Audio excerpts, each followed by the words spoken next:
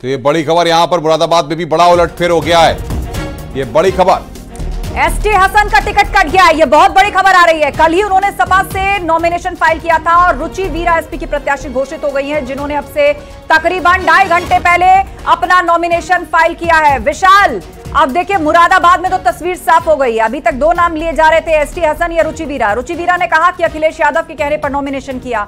ST Hasan कल ही अपनी दावेदारी फाइल करके आए हैं। अब उनका टिकट कट गया है।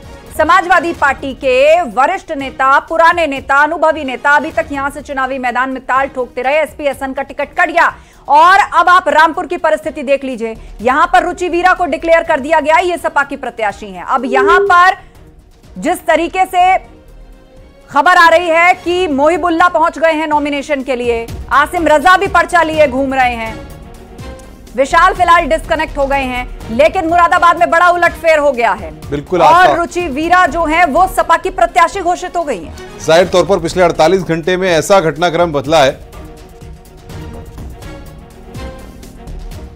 बिल्कुल ऐसा घटनाक्रम यहां पर बदला है। इस पूरी खबर में आस्था की समझ नहीं आ रहा कि समाजवादी पार्टी ने क्या डिसाइड किया, कैसे डिसाइड किया, क्योंकि एसटी हसन सिटिंग एमपी रहे हैं। और सबसे बड़ी बात यह है कि जब उन्होंने नॉमिनेशन फाइल कर दिया था तब से ही लगातार इस बात की चर्चाएं थी। और अब यहां पर यह बड़ी खबर, विशाल बातचीत करने के लिए लगातार हमारे साथ बने हुए हैं, उनसे हम बातचीत करेंगे, उनसे हम समझेंगे। लेकिन आस्था, सबसे बड़ा सवाल यहां पर कि इन दोनों ही सीटों पर, चाहे रामपुर का दबदबा देखें, चाहे मुरादाबाद का देखें, इन दोनों ही जगहों पर अब यहां पर पब्लिक के बीच में क्या मैसेज जाएगा, ये जो चेंजेस हो रहे हैं। और अभी रामपुर में तय नहीं हो पा रहा है कि आसिम रजा या फिर मोहिदुल्लाह नकवी।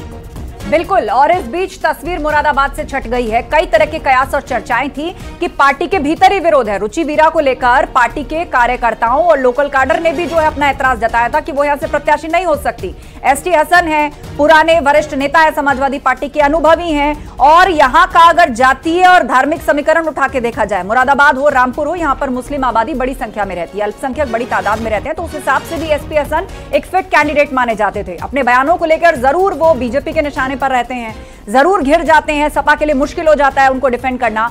लेकिन इस तरह एसपी हसन का टिकट कट जाएगा, ये अपने आप में बहुत अचंभित करने वाली बात है। हालांकि इस बीच अनुपम, एक खबर यह भी आई थी कि समाजवादी पार्टी चाह रही थी कि एसटी हसन को रामपुर से चुनाव लड़वाया जाए। लेकिन अब रामपुर में भी आप देखिए, वहां से जो है नदवी फाइल कर चुके हैं अपना नॉमिनेशन, आसिम रजा पर्चा लिए घूम रहे हैं। वो एक अलग तस्वीर है, क्योंकि मोहिबुल्ला ने अपना नॉमिनेशन फाइल कर दिया है। अखिलेश यादव ऐसा चाहते थे, इसीलिए उनको दिल्ली से यहां लाया गया।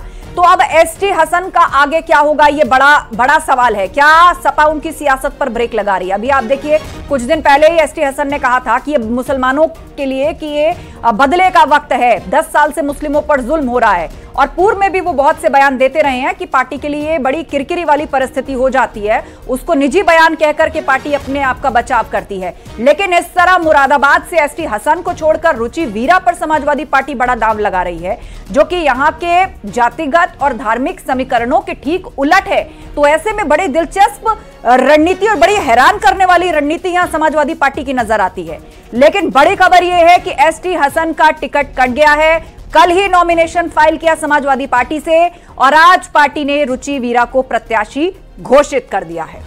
तो जाहिर तौर पर अब यहां पर अखिलेश यादव, जो कि समाजवादी पार्टी के मुखिया हैं, उनको यहां पर साफ करना होगा कि भला रामपुर में अभी क्या करने वाले हैं। क्योंकि मौलाना मोहिदुल्लाह नदवी साहब जो है नॉमिनेशन फाइल कर दिए हैं और बता रहे हैं कि समाजवादी पार्टी से फाइल किया है। आसिम रजा कह रहे हैं कि वो भी समाजवादी पार्टी से नॉमिनेशन फाइल किए हैं। तो सवाल यहां पर यह कि इस घमासान के बीच में कौन समाजवादी पार्टी का प्रत्याशी है, यह देखना होगा। बिल्कुल, और रामपुर की परिस्थिति की बात करें तो आसिम रजा, जो कि आजम खान के करीबी माने जाते हैं, जब बाई इलेक्शन हुआ था तो उस वक्त भी यह कहा गया था कि आजम की ही सहमति से कैंडिडेचर अनाउंस हुआ। लेकिन आप देखिए, रामपुर बीजेपी ने बाई इलेक्शन में जीत लिया था।